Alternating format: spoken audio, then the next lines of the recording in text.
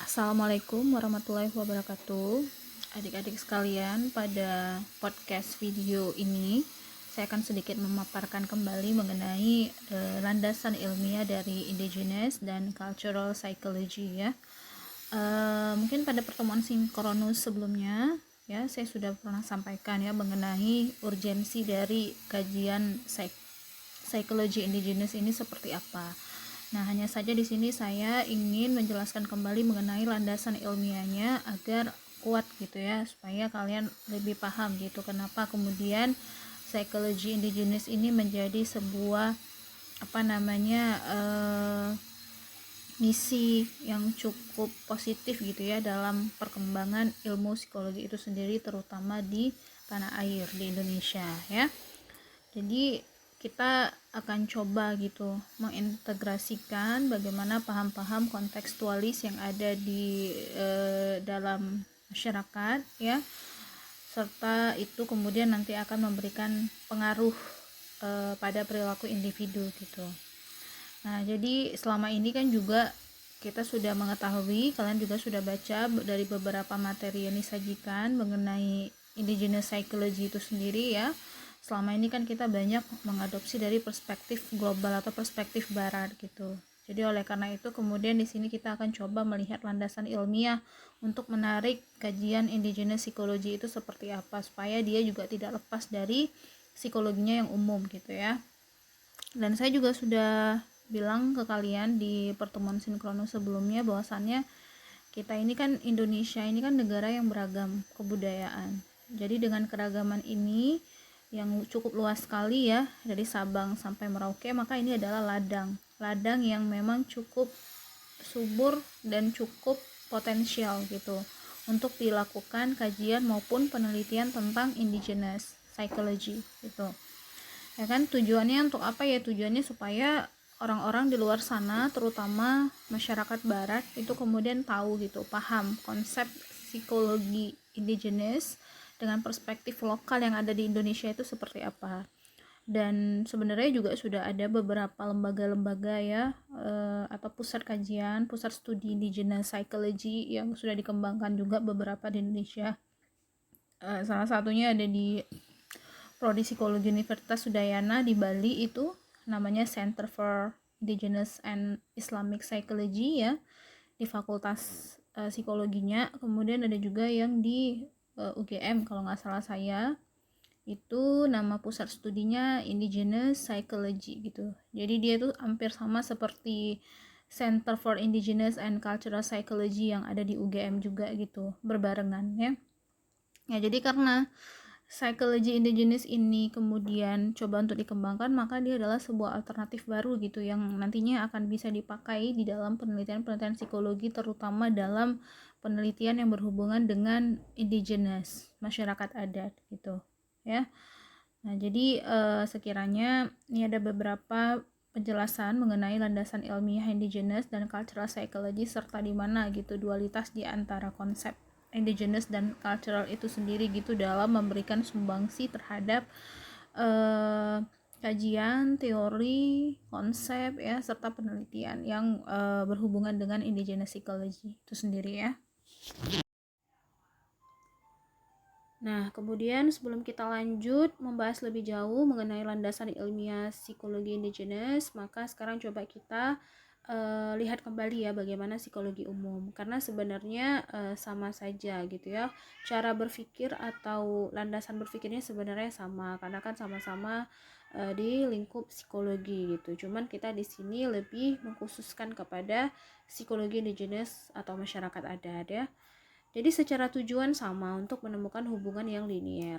Tahu ya, ini adalah hubungan yang lurus, tidak bercabang ke kiri maupun ke kanan gitu. Dan sifatnya juga objektif ya. Dan di dalamnya nanti kita akan coba melihat bagaimana fenomena-fenomena indigenous itu menjadi sebuah variabel gitu, variabel independen dalam hal ini yang nantinya akan mempengaruhi atau menjadi penyebab kenapa suatu respon atau perilaku itu terjadi gitu, atau yang disebut dengan variabel dependent gitu ya. Ini saya pikir kalian sudah paham lah bagaimana variabel independen yang seperti stimulus, penguatan atau informasi gitu, yang nanti kita akan lihat dalam lingkup endogenous itu sendiri, yang kemudian ini akan mempengaruhi respon dan perilaku orang-orang yang menjadi kelompok dari indigenous society itu sendiri atau masyarakat adat ya. Lalu kemudian secara aspek subjektif juga nanti kita akan ketemu di dalam kajian psikologi indigenous. Jadi aspek subjektif ini kan adalah sesuatu yang nggak bisa kita observasi secara langsung ya, lewat kesadaran, agensi atau keyakinan kita misalnya saja. Tetapi ini adalah sesuatu yang disebut dengan noise ya, dan mungkin akan dieliminasi dari desain-desain penelitian psikologi pada umumnya, karena memang konsep-konsep yang tidak dapat diobservasi itu dia bisa dikaitkan dengan variabel yang akan kita ajukan gitu. Misalnya saja dalam penelitian ya, tadi ada variabel independen atau dependent, tetapi dia nanti sifatnya sebagai variabel intervening. Tahu ya kalau variabel intervening ini adalah variabel yang dia sebenarnya ada di antara variabel independen dan dependent, dan dia mempengaruhi kan sebab pengaruh di antara dua variabel tadi, tetapi dia tidak terlihat secara langsung seperti itu, karena ini bermainnya di ranah subjektif gitu. Lalu kemudian makanya kenapa ya kalau unsur subjektivitas yang ada di dalam diri individu itu tidak bisa gitu hanya diukur lewat skala-skala atau konstruk yang kita bangun sendiri gitu, lewat teori maupun konsep itu tidak selamanya seperti itu. Tetapi kan dalam kajian-kajian psikologi kan selama ini kita banyak yang menggunakan psikologi positivistik gitu ya, sehingga penelitian-penelitian yang dilakukan pun juga banyak penelitian yang sifatnya kuantitatif seperti itu. Nah, sedangkan aspek subjektif ini mungkin kiranya perlu pendekatan yang lebih natural gitu, atau mungkin dengan kata lain menggunakan riset-riset yang lebih depth gitu, yang lebih mendalam gitu, lewat metode kualitatif seperti itu ya. Nah, kemudian sama juga di dalam psikologi indigenous kita juga pakai landasan yang sama, di mana pikiran itu dianggap sebagai kotak hitam atau black box ya. Dan individu adalah organisme dengan otak yang menyimpan sejarah penguatan tadi. Jadi nanti kita akan melihat juga bagaimana pikiran-pikiran indigenous society tadi gitu dalam menginternalisasi atau menerjemahkan stimulus ya, dan serta informasi yang diperoleh lewat hukum-hukum adat atau lewat tradisi-tradisi adat yang berlaku di dalam kelompoknya gitu, sebagai masyarakat indigenous atau indigenous society seperti itu. Nah, ini kemudian adalah model linear kausalitas. Ini adalah model yang memang paling umum ya di dalam kajian psikologi, di mana variabel independennya itu kita sebut stimulus, ada penguatan, ada budaya, ada informasi. Nah, jadi ini nanti yang akan kita coba telaah secara lebih lebih mendetail gitu ya di dalam indigenous perspektif atau di dalam pendekatan indigenous itu sendiri gitu. Stimulus apa yang ada gitu pada masyarakat adat tadi kan, kemudian budaya seperti apa yang berlangsung yang sekiranya itu nanti akan mempengaruhi respon serta perilaku orang-orang yang berada dalam konteks indigenous itu sendiri. Nah, tadi seperti yang saya katakan juga bahwasannya kita tidak bisa memungkiri selain variabel independen dan variabel dependen tadi, ada variabel-variabel yang sekiranya itu juga akan memberikan pengaruh kenapa respons atau perilaku itu dapat terjadi atau dapat berlangsung gitu di dalam diri si individu tadi, atau memang menjadi perilaku yang sudah terhabituasi gitu ya, dan memang udah menjadi kebiasaan gitu. Dan mungkin barangkali ada aspek subjektif juga yang bermain di dalamnya, atau yang kita sebut dengan variabel intervening tadi. Tapi karena dia sifatnya noise tadi ya, kotak hitam tadi, black box tadi, jadi mungkin kita nggak bisa dapat ini kalau misalnya penelitiannya hanya sekedar mengukur dua variabel independen dan dependen tadi gitu kan, dengan menggunakan angket atau alat ukur tertentu yang sudah kita buat gitu. Tapi mungkin kita perlu pendalaman yang lebih jauh gitu kan, atau mungkin dengan pendekatan-pendekatan yang lebih in-depth gitu lewat lewat pendekatan kualitatif seperti itu. Nah, ini yang mungkin perlu harus diketahui juga oleh kita gitu ya, terutama di kajian psikologi, bahwasannya sebenarnya psikologi ini kan kajiannya tuh bisa lebih luas dan lebih menarik gitu ya. Banyak aspek dari kehidupan manusia ini yang bisa ditelaah, ditelusuri dengan pendekatan psikologi gitu. Tetapi kita juga tidak menutup kemungkinan gitu ada beberapa pendekatan-pendekatan yang selama ini kita ketahui, salah satunya adalah model linear kausalitas ini ternyata juga memiliki kekurangan gitu ya kan. Kenapa? Karena ya kita tidak mampu melihat aspek subjektif itu secara lebih jauh gitu kalau misalnya kita pakai penelitian-penelitian yang sifatnya lebih positivistik atau kuantitatif tadi. Itu kita buat alat ukur, kita bikin skalanya gitu kan. Artinya subjek penelitian kita yang disebut dengan responden kalau dalam kuantitatif itu ya kan, dia hanya memilih dari jawaban-jawaban yang sudah kita sajikan gitu. Padahal sebenarnya ada aspek-aspek intervening ya yang mungkin mempengaruhi kenapa aspek dependen tadi itu terjadi gitu, dan itu di luar dari skala yang udah kita buat sebetulnya. Makanya kenapa ada beberapa peneliti yang juga mengkolaborasikan gitu penelitian kuantitatif dan kualitatif jadi mixed method gitu, atau mungkin sebagian ada yang memang seneng langsung pakai kualitatif gitu supaya aspek subjektif ini atau yang dikenal di dalam kuantitatif sebagai variabel intervening ini bisa kita dapatkan gitu ya. Dan sebenarnya memang hal-hal seperti ini yang memberikan sumbangsi yang cukup baik, positif gitu dalam pengembangan konsep dan teori di dalam sebuah ilmu pengetahuan gitu. Dan dalam hal ini kita berarti psikologi gitu ya.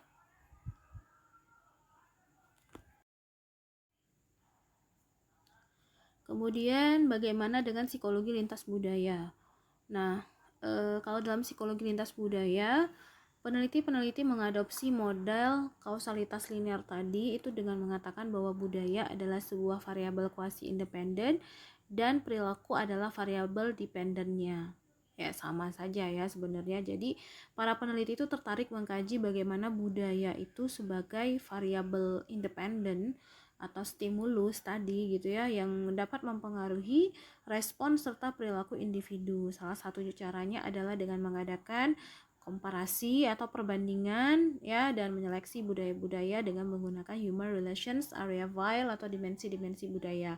Nah, ini mungkin tidak bisa kita pungkiri juga sih ya, memang bahwasannya konstruksi budaya-budaya setempat yang ada di setiap wilayah itu akan mempengaruhi bagaimana respon, sikap, serta perilaku orang-orang yang hidup di dalam lingkup berlangsungnya budaya tadi gitu. Dan kemudian di sini juga para peneliti budaya coba akan membandingkan gitu bagaimana dimensi-dimensi budaya yang satu dengan budaya yang lain itu nanti akan memberikan pengaruh terhadap perilaku yang berbeda pula gitu. Contoh misalnya seperti kita ya, di Aceh, kemudian di Jawa, di Kalimantan, di Sulawesi itu berbeda.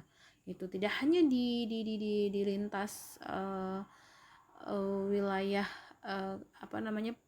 provinsi tadi ya, tapi misalnya di dalam satu wilayah saja itu bisa saja ya kuasi independen dalam dimensi budayanya juga berbeda, sehingga perilakunya pun juga nanti akan berbeda seperti itu. Namun dimensi atau kategori itu ternyata hanya sekedar agregasi dan permutasi data perilaku dan aspek psikologis. Jadi para peneliti psikologi lintas budaya menurut kritikus dari indigenous psychology itu jatuh kepada perangkap tautologis atau pengulangan yang tidak berguna jika kategori atau dimensi tersebut digunakan untuk menjelaskan perbedaan-perbedaan individual. Nah, ini yang saya bilang tadi. Jadi ya karena dimensi-dimensi budaya itu selama ini hanya digunakan sebagai perbanding gitu ya, atau sesuatu yang menunjukkan kenapa perilaku perilaku individu satu dan individu lainnya itu berbeda di satu wilayah gitu dengan wilayah lainnya seperti itu. Dan ini ternyata di kalangan kritikus indigenous itu sendiri dinilai sebagai sebuah kelemahan dari kajian lintas budaya, karena tidak melihat perilaku individu yang dihubungkan dengan budaya itu sendiri secara lebih substantif gitu. Nah, makanya saya bilang di dalam kajian psikologi indigenous ini aspek subjektif itu menjadi salah satu hal yang cukup menarik untuk kita telusuri gitu, karena memang di dalam kajian lintas budaya aspek subjektif ini pun juga mungkin masih sangat lemah gitu ya. Makanya kenapa di sini dia menuai kritikan gitu, karena hanya sebatas membedakan perilaku individual tadi gitu kan, yang mana di dalamnya itu dipengaruhi oleh dimensi budaya yang berbeda gitu. Tapi dalam pandangan indigenous kita akan coba lihat bagaimana perilaku itu dapat terjadi gitu secara lebih substantif gitu. Kalau secara lebih substantif kan artinya ada definisi atau ada makna tersendiri yang dimiliki oleh setiap individu itu yang membuat ia memutuskan untuk menerima suatu perilaku tadi gitu, sehingga menjadikannya sebagai perilaku yang akhirnya menjadi kebiasaan dan dia terima sebagai bagian dari kehidupannya gitu, sebagai bagian dari karakter si individu tadi gitu di dalam kelompok indigenous-nya seperti itu ya. Dan di sini juga para peneliti psikologi lintas budaya tidak dapat menghindari masalah sirkularitas selama berpegang pada model kausalitas linear tadi. Jadi ini memang kelemahan-kelemahan yang selama ini ada di dalam kajian-kajian psikologi lintas budaya gitu. Nah, selanjutnya psikologi umum, indigenous psychology, dan hukum parsimoni. Sekarang kita lihat ya. Tapi sebelumnya ini tadi agregasi dan permutasi itu pengelompokan atau penyusunan ya, mungkin ada yang nggak tahu istilahnya. Kemudian kalau masalah sirkularitas itu adalah masalah yang berulang-ulang gitu ya, kalau yang selama ini mungkin terjadi gitu karena memang banyak menggunakan model kausalitas linear tadi seperti itu. Nah, kemudian sekarang di dalam psikologi umum, indigenous psychology, dan hukum parsimoni. Jadi pakar indigenous itu berusaha menelaah, mengartikulasi, dan menganalisis aspek-aspek substantif budaya. Artinya budaya itu tidak hanya sesuatu yang menjadi stimulus gitu, tetapi dia dikatakan sebagai stimulus ketika si individu ini tuh bisa menerjemahkan, bisa mengartikulasikan, bisa mendefinisikan, bisa memberi makna gitu terhadap budaya tersebut sehingga itu diterima oleh si individu dalam kelompoknya gitu, sehingga akan dia cerminkan pemahamannya tadi itu ke dalam suatu perilaku gitu. Nah, makanya kenapa kemudian di sini individu itu bukanlah sesuatu yang hanya menerima saja budaya yang telah hadir di depan matanya begitu saja misalnya saja ya, tetapi ia akan mengartikulasikan kembali, dia akan mendefinisikan kembali gitu. Apa sih makna-makna substantif gitu yang ada di balik sebuah tradisi, adat misalnya saja seperti itu. Kebiasaan-kebiasaan yang terus-terusan berulang gitu ya kan, sejak dulu hingga sekarang. Dia akan mendefinisikan itu berdasarkan pengetahuan dan pengalamannya. Lalu kemudian dia akan memberikan makna dan akan memutuskan apakah perilaku yang berhubungan dengan konteks budaya tadi itu bisa diterima atau tidak, atau meninggalkan itu seperti itu. Jadi disinilah yang coba untuk dikaji secara lebih depth tadi, lebih dalam oleh pendekatan psikologi indigenous ini sendiri gitu. Nah, ini yang tidak ditelusuri secara lebih jauh di psikologi lintas budaya, karena memang dia hanya berusaha untuk mengelompokkan dan menyusun gitu data-data yang sekiranya akan menunjukkan perbedaan perilaku individu gitu yang didasari oleh dimensi-dimensi budaya seperti itu ya. Nah, kemudian tetapi di pakar psikologi umum dan lintas budaya itu pendekatan indigenous psychologist ini itu dikritik gitu, karena perkembangannya itu bergerak berlawanan dengan globalisasi dan melanggar hukum parsimoni. Pernah dengar ya hukum parsimoni? Ini adalah hukum, kalau kita lihat secara harfiah artinya itu adalah penghematan atau kekikiran gitu, jadi harus hemat gitu. Nah, ternyata hukum ini pun juga berlaku gitu di dalam psikologi gitu. Jadi psikologi parsimoni ini adalah tentang bagaimana kita menemukan penjelasan yang paling sederhana gitu dan akurat gitu dalam menjelaskan suatu proses atau perilaku kognitif gitu kan.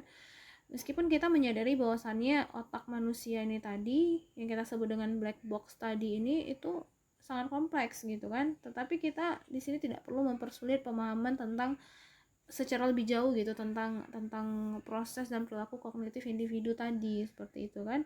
Makanya kenapa di dalam psikologi itu berlaku hukum kekikiran tadi atau penghematan tadi gitu, sehingga semua orang gitu kan tidak perlu untuk bingung gitu, tidak perlu untuk mencari tahu secara kompleks seperti itu. Nah ternyata ini berlaku di dalam psikologi gitu. Tetapi ya karena memang kalian pun nanti pasti akan menyadari gitu ya bahwasannya penelitian-penelitian yang kalian lakukan pun kan juga sangat sangat sangat menggunakan hukum parsimoni ini. Artinya tidak ada tidak ada unsur-unsur lain gitu, tidak ada aspek-aspek lain gitu yang yang menjadi pengaruh atau landasan di dalam hubungan atau pengaruh antara variabel independen dan dependen tadi gitu. Karena memang kita menghindari yang namanya kebingungan gitu atau masalah yang kompleks seperti itu. Makanya kenapa psikologi itu selama ini ya berjalan pada ranah positivistik tadi, sehingga data-data yang dihasilkan pun juga cenderung bersifat generalisasi seperti itu. Karena aspek subjektif di mana di dalamnya kita mencoba menelusuri alam pikiran seseorang berdasarkan pengalaman dan pengetahuannya, itu tadi ya seperti yang saya bilang, tidak bisa kita hanya mengukur dengan menggunakan angket gitu kan dan konstruk yang sudah kita buat seperti itu. Tidak bisa, kita harus depth dengan mereka, bahkan ya mungkin kita harus tinggal bersama dengan mereka supaya kita bisa tahu gitu makna apa yang dia lekatkan pada sebuah perilaku atau suatu tindakan gitu di dalam kelompoknya tadi yang kita sebut dengan indigenous society tadi gitu. Itu hukum parsimoni gitu. Sehingga sebenarnya ya kalau kita mau menelusuri perkembangan psikologi ya secara teoritis maupun metodologis, ya sekiranya hukum parsimoni ini mungkin pelan-pelan bisa kita bukan ditinggalkan juga, tetapi tergantung kebutuhan sih sebenarnya, tergantung kebutuhan sama fenomena perilaku seperti apa yang ingin kita kaji gitu. Tapi kalau misalnya sifatnya kira-kira memang tidak perlu sampai menelusuri aspek subjektif si individu tadi, ya mungkin hukum parsimoni ini berlaku gitu kan, karena kan tujuan akhirnya memang mengeneralisasi gitu, tapi tidak memahami perilaku subjektif itu secara lebih dalam seperti itu. Tapi kalau misalnya dalam psikologi indigenous itu akan kita cari tahu, makanya kenapa dia akan menelaah, akan mengartikulasikan gitu. Nah mungkin penelitian-penelitian kualitatif ini akan jauh sangat membantu gitu dalam menemukan aspek subjektif tadi seperti itu ya. Nah dalam psikologi umum dan lintas budaya, fenomena baru dari budaya-budaya yang berbeda menimbulkan masalah karena bidang ini berpegang pada positivisme ini tadi yang saya bilang, konseptualisasi tautologis dan tidak memiliki makna yang koheren tentang budaya. Ini yang tadi saya bilang, karena mulai dari model kausalitas linear tadi, terus kemudian landasan berpikir yang secara positivistik tadi, itu pasti memang karena menggunakan hukum parsimoni tadi gitu. Tapi kalau dalam kajian psikologi indigenous, kita akan lebih beranjak kepada perspektif yang lebih naturalistik gitu ya, atau kita masuk kepada paham-paham yang lebih naturalisme. Kita akan menelusuri makna-makna apa yang dipahami gitu oleh seorang individu di dalam masyarakatnya gitu, supaya kita bisa tahu gitu kenapa perilaku itu bisa berlangsung gitu, kenapa sikap ini, kenapa adat ini gitu kan bisa mempengaruhi gitu pola-pola pengambilan keputusan di dalam suatu masyarakat adat tadi misalnya saja. Kenapa musyawarah itu menjadi hal yang cukup penting? Kalau pada masyarakat Aceh, kenapa pesuju itu penting gitu kan? Kenapa kemudian memakai bogaca atau inai tadi itu juga syarat akan makna. Nah, itu semua yang akan kita cari maknanya di dalam pendekatan psikologi indigenous. Nah, kemudian Portinga tahun 1999 juga mengkritik indigenous psychologist karena perkembangan multiple psychologist kontradiktif dengan persyaratan ilmiah, yakni hukum parsimoni, yaitu jika ada teori-teori yang saling bersaing, sebuah penjelasan sederhana seharusnya dipilih dibanding penjelasan yang lebih kompleks. Ya, mungkin dulu seperti itu ya, tetapi kan yang namanya keilmuan ini kan berkembang. Pada akhirnya kita membutuhkan yang namanya perkembangan teori serta metodologi gitu, supaya ilmu ini tidak stuck gitu pada pemikiran yang begitu saja gitu kan. Karena kalau misalnya seperti itu saja ya nggak berkembang nantinya, tidak ada hal baru gitu yang dilahirkan dari sebuah penelitian gitu. Makanya kenapa saya suka bilang ke mahasiswa, ayolah kalian bisa lebih kritis dan lebih kreatif gitu dalam melahirkan sebuah penelitian, karena nanti dia akan memberikan sumbangsi terhadap teori maupun perkembangan ilmu pengetahuan itu sendiri, yang dalam hal ini adalah psikologi. Nah, makanya kenapa sekarang banyak di beberapa fakultas psikologi itu mereka mulai mengembangkan model-model baru gitu dalam penelitian-penelitian psikologi, tidak hanya pada penelitian-penelitian positivisme tadi gitu. Pakainya model linear kausalitas dan hukum parsimoni tadi gitu, yang data hasil akhirnya itu adalah mengeneralisasi. Nah ya, jadi ini yang cukup penting yang mungkin harus kita perdalam lagi gitu ya, bagaimana mengembangkan psikologi secara teori maupun secara metodologi gitu, dengan model-model yang dia tidak akan jauh dari psikologi secara umumnya gitu sendiri gitu. Kita tetap pakai perspektif psikologinya, karena kan namanya psikologi kan kita tahu ya apa-apa saja yang menjadi lingkup kita gitu, tetapi mungkin secara teori dan metode pengembangannya yang sekiranya harus berkembang gitu, karena kalau tidak ya ilmu ini akan kaku gitu ya, tidak berkembang. Apalagi kan sekarang kita sudah mulai mengarah kepada multidisipliner gitu ya kan. Jadi ya psikologi misalnya saja, sosiologi, antropologi, itu mau nggak mau harus mengembangkan keilmuannya juga dengan menyentuh ranah-ranah baru yang mungkin selama ini tidak disentuh gitu oleh keilmuan itu sendiri gitu ya. Dan kemudian ternyata indigenous psychology sendiri juga mengkritik balik kritik dari pakar psikologi umum dan lintas budaya yang tadi gitu, yang mengatakan bahwa psikologi indigenous itu melanggar hukum parsimoni gitu. Jadi oleh pakar indigenous psychology menganggap bahwa ini adalah sebuah kesalahpahaman gitu ya dari persyaratan hukum parsimoni tadi gitu, karena memang bagi indigenous psychology itu bukan hukum parsimoninya yang digunakan untuk memvalidasi atau menolak pendapat tertentu gitu, melainkan bukti-bukti empiris gitu. Tahu ya, bukti-bukti empiris berarti adalah kejadian-kejadian atau fakta-fakta yang ada di lapangan gitu. Makanya kenapa dia sifatnya itu akan menelaah dan mengartikulasikan kembali gitu. Jadi bukan menolak hukum parsimoni gitu, atau bukan melanggar hukum parsimoni gitu, tergantung dari fenomena. Kalau saya sih pikirnya natural saja gitu ya, sebagaimana kebutuhan fenomena yang ingin kita teliti saja lah, misalnya saja kalau dalam penelitian gitu ya. Jadi memang bukan hukum parsimoninya yang dipusatkan gitu, tetapi lebih kepada fakta-fakta empiris yang ada di lapangan seperti itu ya. Nah, jadi ini mungkin kritik-kritik tentang psikologi indigenous, umum dan budaya ini mungkin nanti bisa kalian baca kembali gitu ya. Nah, sekarang kita masuk ke landasan ilmiah dari indigenous psychology itu sendiri. Nah, jadi ada beberapa premis-premis dari Albert Bandura gitu ya dalam membangun pendekatan psikologi indigenous itu sendiri gitu.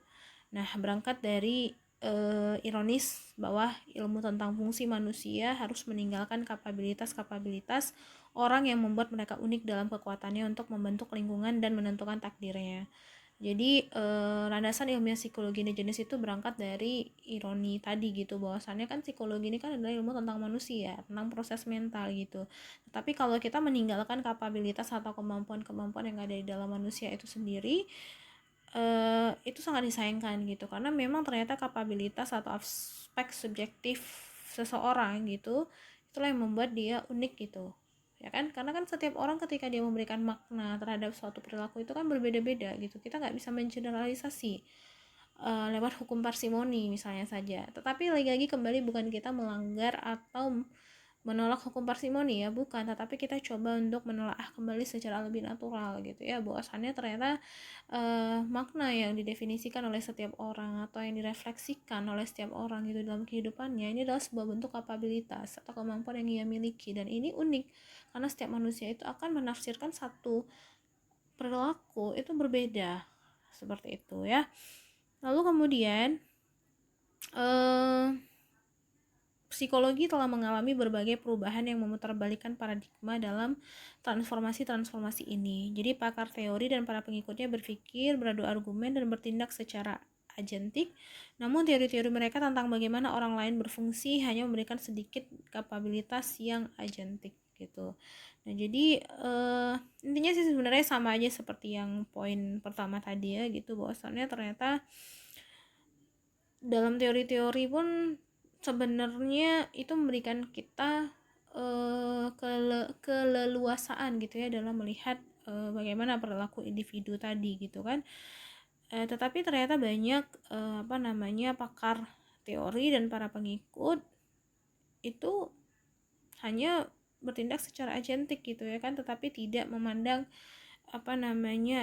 kapabilitas tadi gitu yang dimiliki si individu tadi. Jadi ya itu tadi sirkularitas tadi gitu ya, hanya berulang-ulang gitu di seputaran argumen dan teori gitu, padahal sebenarnya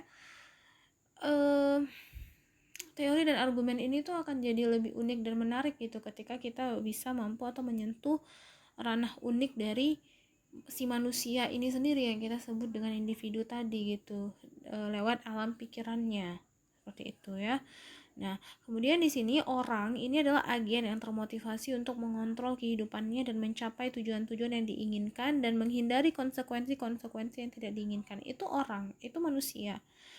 Dia itu punya kemampuan untuk mengontrol kehidupannya lewat kapabilitas yang dia miliki tadi. Kapabilitas tadi ini bisa jadi pengetahuan dan pengalaman. Itu akan berdualitas dalam menentukan tindakan apa yang dipilih serta konsekuensi-konsekuensi apa yang akan diambil gitu dan akan diterima manakala suatu tindakan atau perilaku itu dilakukan di dalam kehidupannya. Seperti itu.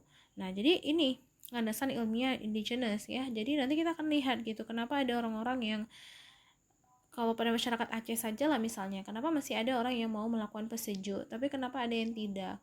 Padahal pesejuk ini kalau dalam konsep indigenous adat masyarakat Aceh, ini kan sebuah identitas lokal atau identitas budaya yang ada di masyarakat Aceh gitu. Tetapi ternyata dalam perkembangannya hari ini kita melihat banyak juga masyarakat Aceh yang sudah meninggalkan tradisi ini tadi gitu. Nah, mungkin di sinilah kita coba untuk memberikan ruang yang lebih luas gitu terhadap kapabilitas setiap orang gitu dalam menafsirkan dan mengartikulasi dan menelaah kembali gitu kan makna-makna budaya secara lebih substantif gitu. Jadi dia akan memutuskan nanti apakah dia akan menginternalisasi itu dan mencerminkan itu ke dalam praktek-praktek atau perilaku-perilaku seharinya gitu kan atau tidak gitu.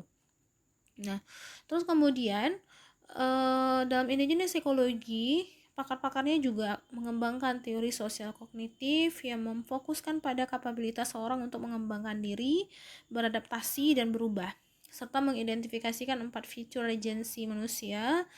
Yang pertama adalah intentionality, ada forethought, ada self-reactiveness, dan self-reflectiveness gitu.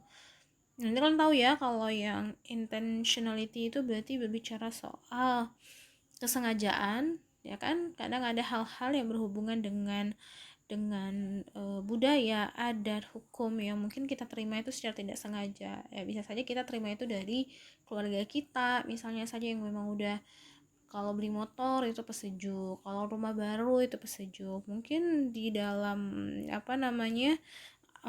fitur agensi manusia ini salah satu faktor gitu ya kenapa suatu perilaku itu bisa berlangsung atau dilakukan oleh seseorang. Kemudian ada forethought ya, forethought ini forethought ini ya lebih kepada ini kali ya, sesuatu yang sudah dilakukan sebelumnya gitu ya, atau konsep atau pola sebelumnya seperti itu ya, seperti budaya ya, yang menjadi sebuah konsensus yang sudah berlangsung dalam jangka waktu yang lama, udah ada sebelumnya, sehingga kita menerima itu sebagai salah satu atau bagian dari feature agensi manusia tadi gitu. Dan lalu yang ketiga ada self reactiveness gitu. Nah, ini adalah suatu bentuk kesadaran ya, atau bentuk pengaturan diri yang dimana dalamnya nanti akan ada strategi-strategi yang dilakukan oleh individu gitu kan, di dalam dalam dirinya gitu, ketika dia beraktualisasi di dalam kelompoknya gitu kan. Lalu kemudian ada self reflectiveness ya, ini berarti adalah proses mental. Nah, jadi self reflectiveness ini adalah proses mental yang dimana nanti setiap individu itu akan menumbuhkan pemahaman gitu ya kan, tentang nilai, tentang siapa, tentang mengapa gitu kan, suatu tindakan itu harus dilakukan seperti itu. Jadi 4 inilah yang menjadi feature agensi manusia yang coba dikembangkan oleh pakar-pakar psikologi indigenous di dalam kajian mereka gitu. Jadi memang psikologi yang memang sebagai ilmu tentang yang banyak membahas tentang fungsi manusia, ini benar-benar akan kembali kepada hakikatnya ilmu itu sendiri, sehingga 4 fungsi agensi ini akan dipakai oleh psikologi indigenous dalam melihat perilaku orang-orang atau kelompok indigenous tadi ya, indigenous society seperti itu.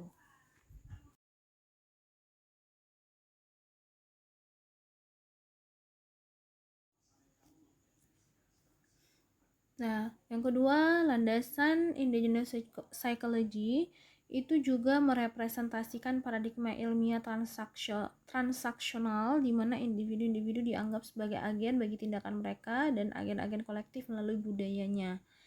Tahu ya, kalau merepresentasikan itu berarti mencoba mendefinisikan kembali gitu, atau menggambarkan kembali gitu paradigma ilmiah transaksional gitu ya, di mana ada 2 faktor gitu kan, dari tindakan dan budaya yang ada di dalam kelompok indigenous tadi sebagai 2 faktor yang memberikan pengaruh gitu satu sama lain, seperti itu ya. Jadi di sini individu, agen atau aktor tadi ya dianggap sebagai agen bagi tindakan mereka. Jadi karena dia agen bagi tindakan mereka, berarti mereka berhak memutuskan suatu tindakan itu dilakukan atau tidak gitu ya kan. Dan kemudian dia juga agen kolektif di dalam budayanya sendiri, seperti itu. Nah, kemudian juga kita perlu mendapatkan pemahaman terintegrasi dari perspektif orang pertama, orang kedua, dan orang ketiga untuk mendapatkan gambaran yang lengkap tentang fungsi manusia. Nah, orang pertama, orang kedua, dan orang ketiga ini berarti mungkin agen-agen atau aktor-aktor yang ada di lapangan gitu ya, ketika kita coba untuk mendefinisikan konsep indigenous sendiri gitu di dalam suatu kelompok masyarakat indigenous itu sendiri gitu ya. Jadi sehingga pemahaman itu nanti akan terintegrasi gitu dalam suatu pemahaman yang lebih komprehensif gitu ya, sehingga gambaran tentang suatu perilaku misalnya saja gitu ya akan terlihat seperti itu. Mana sih sebenarnya kondisi yang sebenarnya gitu. Lalu indigenous psychology juga menganjurkan untuk menelaah pengetahuan, keterampilan, dan keyakinan yang dimiliki orang tentang dirinya dan mempelajari aspek ini dalam konteks alamiahnya. Ini yang saya bilang tadi, naturalisme atau naturalistik. Jadi orang-orang yang menganut paham-paham naturalistik atau naturalisme ini, dia akan menelaah pengetahuan dan keterampilan serta keyakinan lewat kesadarannya gitu kan, tentang aspek-aspek yang ada di dalam atau yang ada di lingkungan sekitar kehidupannya tadi gitu ya. Jadi tidak hanya kesadaran secara kognitif gitu ya, tetapi juga konsep kognitif sosialnya juga akan ditelaah juga seperti itu. Lalu kemudian hal ini nanti akan merepresentasikan juga pendekatan deskriptif yang tujuannya itu adalah bagaimana orang menjalankan fungsinya dalam konteks alamiah. Seperti itu. Itu tadi yang mungkin kalau di dalam kajian psikologi positivistik yang banyak menggunakan model linear kausalitas atau yang memang mutlak terhadap hukum parsimoni, konteks alamiah ini mungkin barangkali tidak terlalu diperoleh karena dia mungkin nanti masuk ke dalam kategori variabel intervening tadi gitu ya. Dia tidak dapat terlihat kalau hanya menggunakan alat-alat ukur yang kita buat gitu. Tetapi di sini dalam paradigma endogenous psychology kita akan menjadikan individu ini tuh sebagai agen supaya konsep tentang fungsi manusia itu sendiri bisa berlaku gitu. Karena memang psikologi ini kan kita mempelajari tentang manusia gitu, dan dalam endogenous psychology ini akan mencoba memberikan ruang yang lebih luas terhadap pikiran-pikiran serta definisi-definisi yang diberikan makna oleh si individu itu sendiri terhadap tindakannya secara alamiah seperti itu ya. Lalu kemudian endogenous psychology juga menganjurkan sebuah model transaksional untuk fungsi manusia yang mengakui pentingnya agensi. Agensi ini kapasitas ya atau kemampuan yang dimiliki oleh agen yang dalam hal ini adalah individu tadi sebagai sumber dan asal tindakannya gitu. Jadi dia mengakui pentingnya agensi ini dalam psikologi endogenes serta makna, lalu ada intensi dan tujuan ya. Kemudian endogenous psychology juga mengakui bahwa psikologi manusia itu kompleks, dinamis dan generatif. Jadi dia nggak statis. Karena dia nggak statis, makanya kita harus benar-benar mengakui fungsi manusia tadi gitu lewat agensi yang dimilikinya, ya kan? Sehingga epistemologi, teori, konsep, dan metode itu harus dikembangkan untuk berkorespondensi dengan fenomena psikologis. Ini yang saya bilang tadi. Kita nggak menutup nggak menutup kenyataan bahwasannya ternyata teori, konsep, dan metodologi itu kadang-kala nggak sejalan, nggak sesuai dengan fenomena psikologi yang berlangsung dalam lingkup kehidupan hari ini. Karena teori itu kan dibuat kapan gitu ya oleh tokohnya gitu. Ya mungkin kita bisa pakai gitu sebagai landasan kita dalam membuat alat ukur misalnya saja, atau menjadikannya sebagai konstruk psikologis gitu nanti untuk melihat suatu fenomena psikologi atau fenomena perilaku. Ya mungkin itu kalau dalam konsep psikologi positivistik mungkin ya seperti itu polanya karena modelnya linear kausalitas gitu kan. Tetapi dalam endogenous psychology kita akan mengakui bahwasannya manusia itu kompleks, dinamis. Alam pikiran manusia itu nggak statis, nggak sama gitu yang dipikirkan oleh orang-orang yang hidup di zaman sebelumnya dengan yang sekarang gitu, ya kan? Dan bahkan alam pikiran manusia itu pun berubah juga sejalan dengan adanya revolusi industri hari ini yang sudah sampai ke 5,0 gitu. Jadi artinya ini harus dikembangkan gitu. Kita harus berkorespondensi dengan fenomena psikologis yang ternyata sama seperti fenomena sosial. Dia nggak statis tetapi dinamis. Makanya kenapa endogenous psychology mengakui psikologi manusia ini sebagai sesuatu yang kompleks, dinamis dan generatif, sehingga cara berpikir orang psikologi pun juga harus dinamis gitu ya. Kemudian tujuannya juga bukan untuk meninggalkan sains atau objektivitas, metode eksperimental dan pencarian universalitas, tetapi untuk menciptakan pengetahuan yang memiliki landasan kuat pada pemahaman deskriptif tentang fungsi manusia. Nah, jadi lagi-lagi kembali kepada kebutuhan dan apa yang ingin kita peroleh gitu. Kalau misalnya dalam suatu penelitian ya, kalau misalnya memang kebutuhannya A dan kita cukup pakai hukum model linear kausalitas atau hukum parsimoni tadi, ya silahkan gitu. Tetapi juga jangan menutup diri untuk bergerak kepada psikologi yang lebih natural atau naturalisme tadi yang lebih naturalistik gitu ya, karena memang pada akhirnya kita menyadari gitu kan bahwasannya manusia ini alam pikirannya nggak statis tapi dinamis, sehingga kita memberikan ruang kepada fungsi manusia tadi gitu dalam apanya ya, dalam agensinya, dalam yang nantinya akan menentukan makna apa yang dia definisikan dalam suatu dalam suatu perilaku misalnya saja gitu ya, dalam suatu konsep tertentu misalnya saja, dalam konsep adat, hukum adat, kebiasaan yang ada misalnya saja, itu dia akan menggunakan agensinya untuk mendefinisikan dan memberikan makna tadi gitu ya, sehingga ya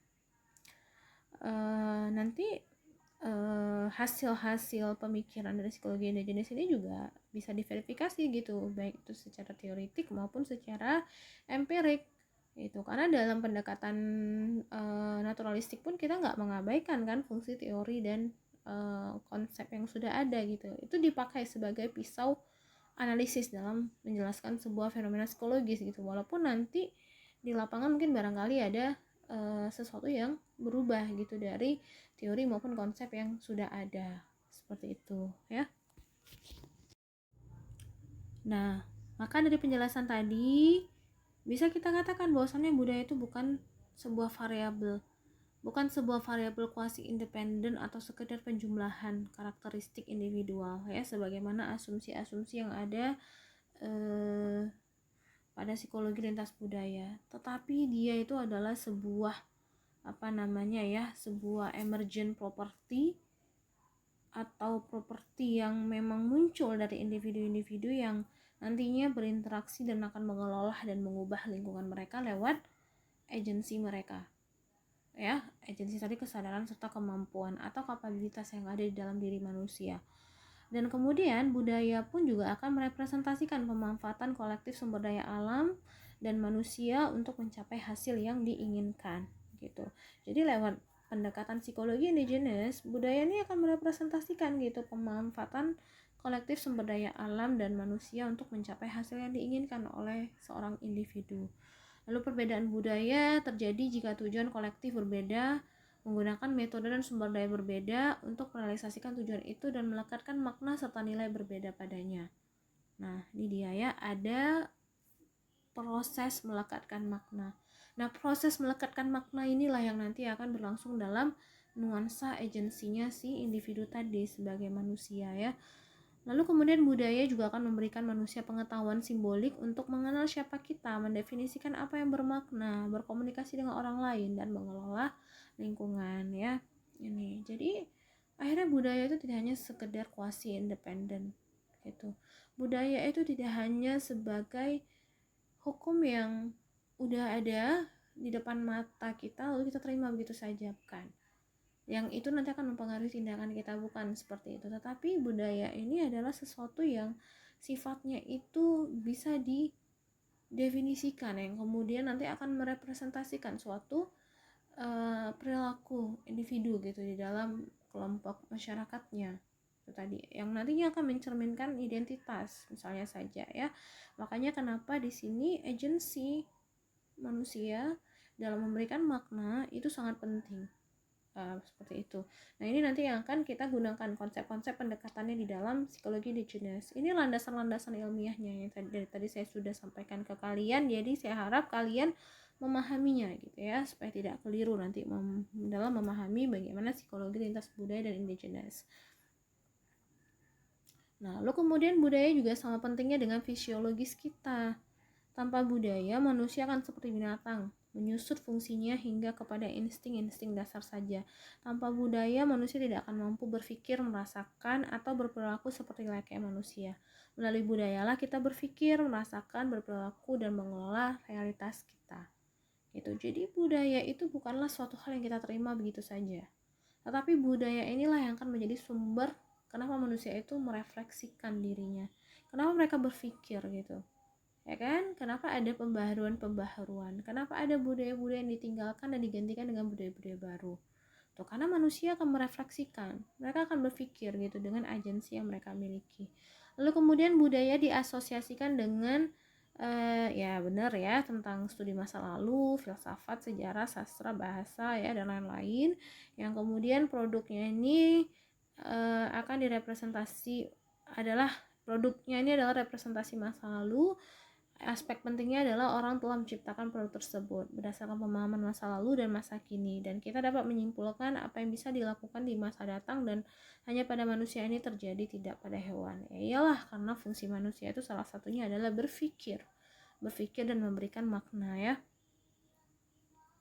Nah, ini transformasi budaya. Meskipun manusia belum berubah secara biologis maupun secara genetis, tetapi budaya telah mengalami berbagai transformasi. Ini tadi kita kembali lagi ya, bahwasannya budaya itu dan alam pikiran manusia itu bukan sesuatu yang statis, tetapi dinamis. Kemudian budaya juga telah mengalami transformasi signifikan dari zaman batu hingga zaman informasi saat ini gitu. Nah, kita bisa lihat ya, teknologi yang kita gunakan kan sekarang sudah semakin canggih gitu ya, tidak sederhana dulu gitu, sehingga ini pun juga akan mempengaruhi perilaku orang-orang yang hidup di era saat ini gitu. Nah, fisiologi kita akan memberikan kekuatan dasar, tetapi budaya membantu kita untuk menggunakan fisiologi kita untuk mencapai hasil yang diinginkan. Paham ya berarti sampai di sini?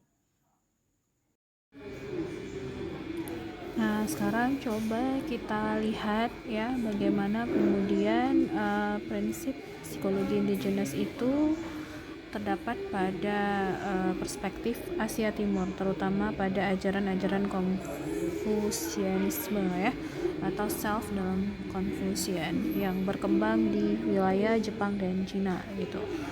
Nah, jadi dalam self Confucian ini berbeda dengan konsep Barat gitu ya, tentang self yang terindividualisasi. Karena memang dunia Barat itu rata-rata pikiran atau perilaku individunya tuh memang sangat individualis gitu ya, dan ini yang menjadi perbedaannya sedikit dengan orang-orang yang berada di wilayah Asia Timur seperti itu. Nah, jadi konsep ini memfokuskan pada emosi-emosi yang mempersatukan individu dan para anggota keluarga itu. Jadi individu dan keluarga itu bukanlah dilihat sebagai manusia yang terpisah gitu ya, bukan, tetapi sebagai satu kesatuan gitu yang melandasi hubungan di antara orang-orang yang berada di dalamnya. Kemudian dalam etimologi Jepang, Cina ya, dan Korea juga, manusia itu diartikan sebagai human between. Jadi bukan apa yang terjadi pada individu, tetapi di antara individu-individu yang membuat kita menjadi manusia. Ya, mungkin ini sedikit mengambil pendekatan sosiologi ya, yang mengatakan bahwasannya manusia ini adalah makhluk sosial. Dia hidup secara relasional gitu ya. Artinya manusia itu bukan dijelaskan tentang apa yang terjadi pada individunya semata gitu, tetapi tentang apa yang meliputi serta apa yang terjadi gitu di antara individu-individu yang satu dengan yang lainnya di dalam suatu kelompok gitu. Nah, maka dalam penjelasan kita ini kita akan bicara soal kelompok indigenous tadi atau indigenous society gitu kan. Bagaimana individu-individu yang berada di dalam ruang indigenous tadi saling berinteraksi dan memberikan kontribusi gitu ya terhadap alam pikiran individu tadi sebagai manusia, serta keputusan-keputusan yang mereka ambil gitu kan ketika memberikan makna terhadap beberapa perilaku tertentu yang tidak lepas dari hukum-hukum adat yang berlaku di dalam masyarakat itu sendiri ya.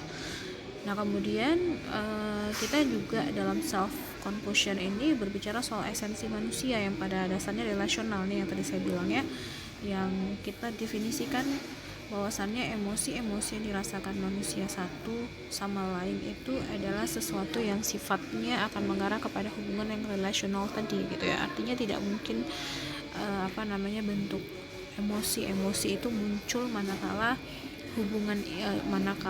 manusia itu hidup dalam lingkup yang sangat individualis tadi, tetapi kan ada hubungan yang sifatnya relasional tadi lah, kemudian emosi-emosi yang dirasakan manusia itu bisa muncul ya. Itu dalam perspektif self Confucian ya.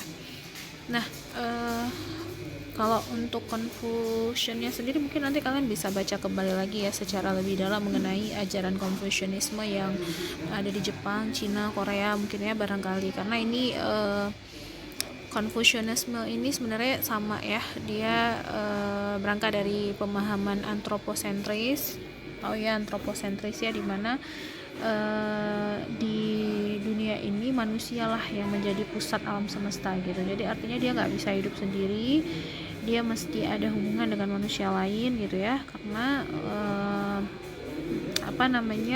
kehidupannya itu kan gak lepas dari adanya etika gitu, baik secara individual maupun secara sosial gitu ya. Dan manusia itu kan tidak hidup berdasarkan apa yang dia kehendaki saja gitu, tetapi ada norma-norma yang berlaku di dalamnya, ada kepercayaan juga gitu yang berlaku di dalamnya, yang kemudian akan menentukan bagaimana perilakunya tadi gitu ya. Makanya kenapa dalam ajaran Confucianisme ini atau self Confucian gitu ya, sebagai salah satu pendekatan ketika kita berbicara soal manusia sebagai individu tadi, maka sekiranya kita paham bahwasannya manusia ini adalah manusia yang bukan makhluk individu ya, tetapi dia makhluk sosial gitu. Maka kolektivitas yang berlangsung di antara individu-individu tadi atau yang berlangsung di dalam kelompok tadi itu sangat penting gitu ya dalam menentukan perilaku seseorang gitu, atau individu ya sebagai manusia. Nah kemudian Confucius ini juga melihat semesta dan makhluk hidup yang ada di dalamnya itu sebagai sebuah manifestasi kekuatan atau pemersatu yang disebut dengan Tao Dao ya, kebenaran, kesatuan atau jalan. Jadi itu dimanifestasikan dalam diri setiap individu itu berdasarkan brain atau yang disebut dengan human heartness. Human heartness, hati manusia gitu ya. Kemudian berdasarkan yi atau righteousness yang disebut dengan keadilan, ada li sebagai propriety atau kesopanan, dan ada z yang disebut dengan knowledge, pengetahuan. Kemudian ada sin atau trust ya, kepercayaan.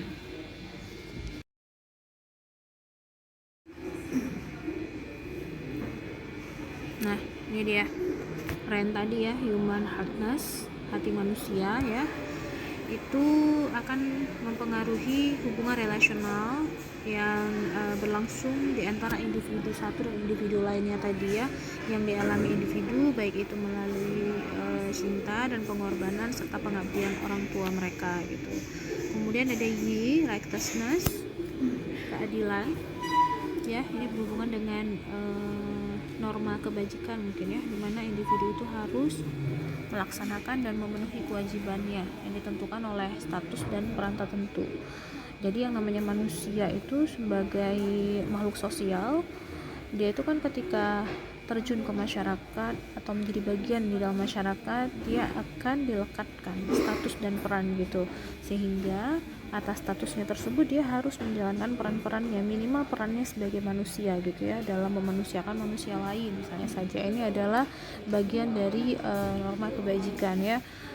Nanti ada juga ketika mereka diberikan status yang di dalamnya itu berhubungan dengan lembaga-lembaga sosial misalnya yang ada di dalam masyarakat, termasuk di dalamnya lembaga adat gitu ya. Jadi dia berkewajiban untuk menjalankan peran tadi sesuai dengan status yang diberikan kepadanya. Kemudian ada li atau propriety tadi yang disebut dengan kesopanan. Jadi kesopanan ini bicara soal penetapan tugas dan kewajiban pada setiap peran dan status individu. Nah mungkin ini lanjutan dari righteousness tadi gitu ya, ketika dia harus melaksanakan dan memenuhi kewajiban terhadap status dan perannya tadi. Dan dalam propriety, tugas dan kewajiban tadi juga akan ditetapkan gitu sebagai bagian dari sisi atau sebagai bagian dari atribut sosial yang dilekatkan kepada dirinya seperti itu. Kemudian ada knowledge atau Z ya, ini adalah pengetahuan yang diperoleh melalui sosialisasi, baik itu di lingkup keluarga atau orang tua dan pendidikan formal. Nah, jadi kan kita sudah paham ya bahwasannya keluarga ini adalah institusi terkecil yang ada dalam masyarakat dan menjadi sekolah pertama bagi individu di dalam keluarganya gitu ya. Dan orang tua itu memiliki peran sebagai agen sosialisasi gitu dalam mentransfer atau mensosialisasikan norma-norma yang berlaku ya, yang nantinya akan menentukan bagaimana perilaku individu ini gitu kan ketika dia keluar dari institusi pertamanya tadi yang kita sebut dengan keluarga dan kemudian mengambil peran dan statusnya di dalam masyarakat seperti itu. Kemudian knowledge ini juga berlangsung di pendidikan formal seperti kita sekarang ya, sekolah itu kan pendidikan formal gitu, sehingga sehingga nanti setiap individu itu akan memperoleh banyak pengetahuan sebenarnya ya, baik itu di dalam keluarga, dalam lingkungan bermain, hingga dalam pendidikan formal maupun informal. Dan yang terakhir itu adalah trust, kepercayaan. Nah, kalau di dalam sosiologi, trust ini tuh bagian dari modal sosial dan kemudian sangat memberikan pengaruh ya terhadap tindakan atau perilaku seseorang gitu di dalam kelompoknya gitu ya. Jadi trust ini pun juga akan mempengaruhi bagaimana pola perilaku atau interaksi individu satu dan individu lainnya tadi di dalam hubungan yang sifatnya relasional tadi gitu ya, dalam prinsip self confusion tadi. Nah, ini ya, jadi kalau misalnya kita lihat bagannya ini bisa terlihat ya bagaimana konsepsi Confucian dan perkembangan self itu berlangsung dari level individu, keluarga, sekolah hingga masyarakat gitu ya. Dan ini adalah sebuah modal ya bagi si individu itu di dalam hubungan-hubungan relasional yang ia jalani seperti itu ya.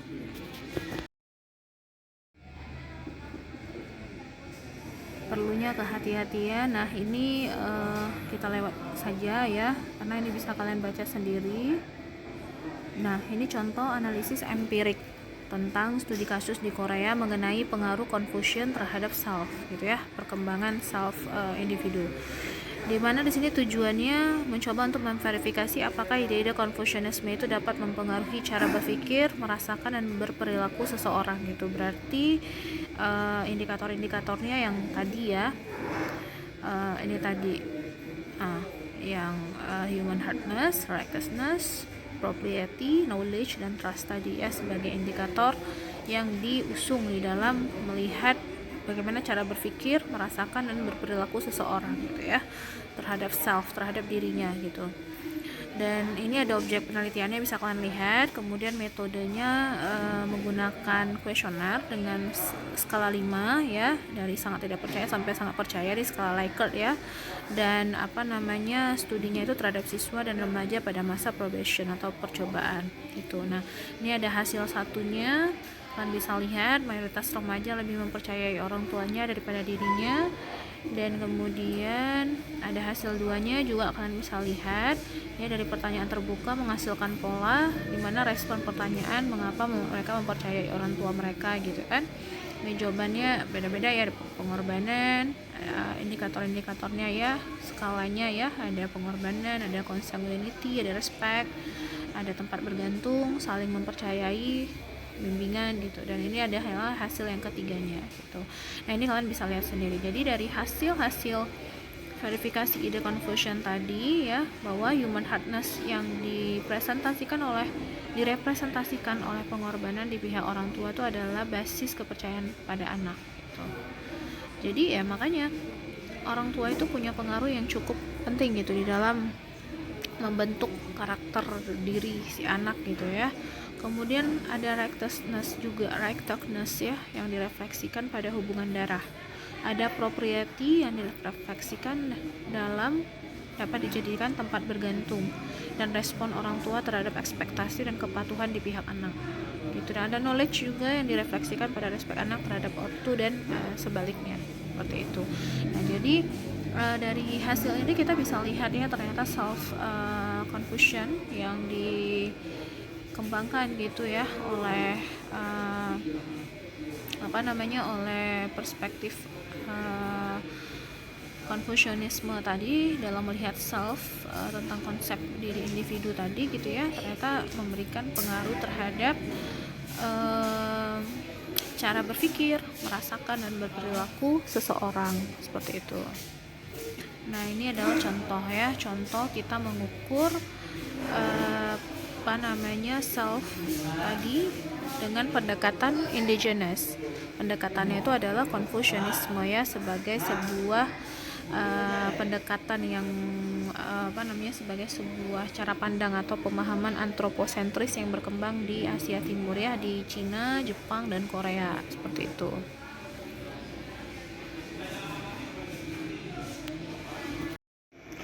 Nah, yang terakhir, selain perspektif Asia Timur atau self Confucian ya, ada banyak sekali ya pendekatan-pendekatan indigenous lainnya yang berkembang dan masih berlangsung di dalam masyarakat hari ini. Nah, jadi saya berharap landasan-landasan ilmiah dari psikologi indigenous yang sudah saya jelaskan dalam podcast video ini nanti bisa kalian terapkan gitu dalam melihat sisi-sisi indigenous yang ada pada masyarakat Aceh.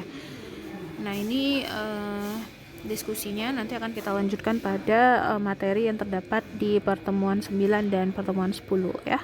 Itu saja berarti dari saya, adik-adik semua, mohon diperhatikan poin-poin penting dalam penjelasan ini dan semoga podcast ini bermanfaat untuk adik-adik semua ya. Terima kasih. Assalamualaikum warahmatullahi wabarakatuh.